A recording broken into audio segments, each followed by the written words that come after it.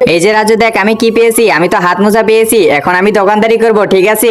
আচ্ছা আপু ঠিক আছে, দোকানদারি করো। এই যে দেখো রাজু, এই মিষ্টিটা আমার দোকানের সবচেয়ে ভালো মিষ্টি, 1 নাম্বার মিষ্টি। আরে বাহ, খেতে তো সেই টেস্ট। আরেকটা দেখান। আচ্ছা ঠিক আছে, এই যে এটা দেখো, এটা খেতে আরো বেশি টেস্ট। আরে হ্যাঁ, এটাও অনেক টেস্ট। আরেকটা দেখান। আচ্ছা ঠিক আছে, এগুলো খেয়ে দেখো কেমন হয়েছে। এবার সবুজটা খেয়ে দেখো। আরে আপু এটাও তো খেতে সেই টেস্ট। এবার এইগুলো খেয়ে দেখো। আরে হ্যাঁ, এগুলো খেতে টেস্ট আছে। আরো দেখাও। আচ্ছা ঠিক আছে দেখাচ্ছি, এগুলো খেয়ে দেখে বলেন কেমন হয়েছে। আরে বাহ, এগুলো দেখতেই তো সেই স্বাদ লাগতেছে।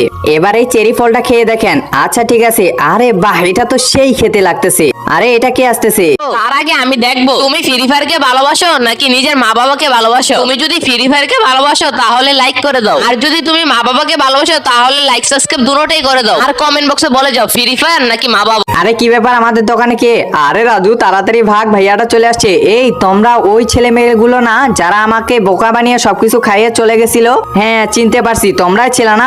আরে না ভাইয়া, আমি ছিলাম না। তাড়াতাড়ি পালাই। রাজু তুই থাক, আজকে তোমার তো খবর আছে। আরে ভাইয়া আমার কোনো দোষ নেই, যা করছে আমার বোন করছে, আমিও পালাই। এই দাঁড়া, কোথায় যাচ্ছিস?